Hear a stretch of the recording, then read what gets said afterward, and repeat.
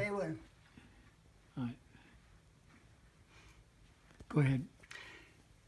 This is a collection of instruments used by a typical farmer's wife or a colonial's wife.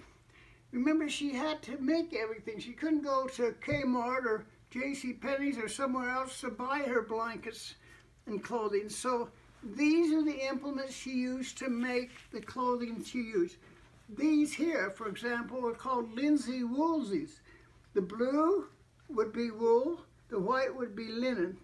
This is how they would do it. They would go out and first plant flax. Then the flax, after it was ripe, they'd put it in a stream of moving water for 30 to 60 days, then take it out, and after they laid it on the ground, they'd take this flax cutter, you see?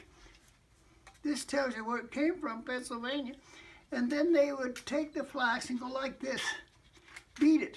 Just beat it till the fibers broke up so that they could take this apparatus and they would take that flax and run it through these nails, this very dangerous thing, and pull it apart.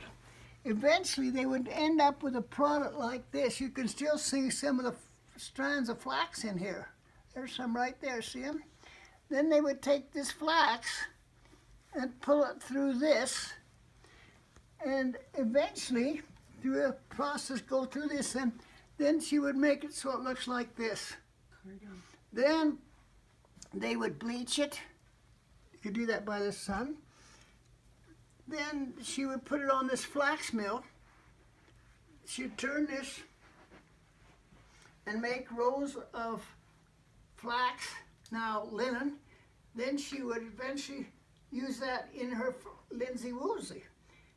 While she was doing that, she needed to do wool. So they would have sheep.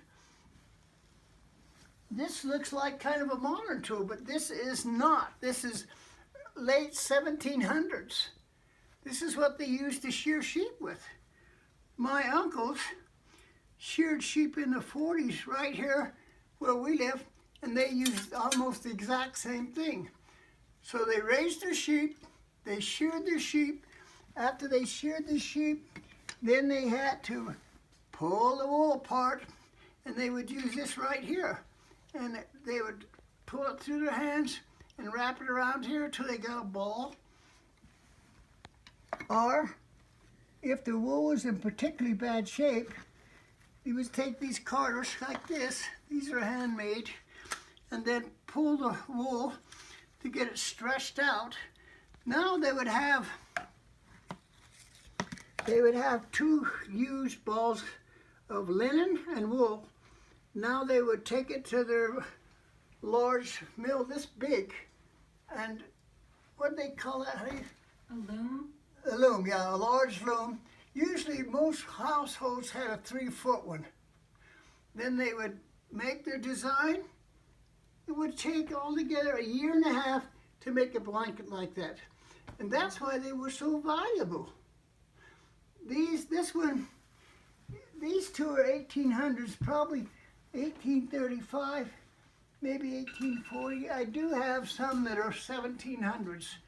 But the process of making a blanket for those people was amazing. How the women have found time to do all this, I don't know. Now there's another little machine like this called a spinning wheel that they use for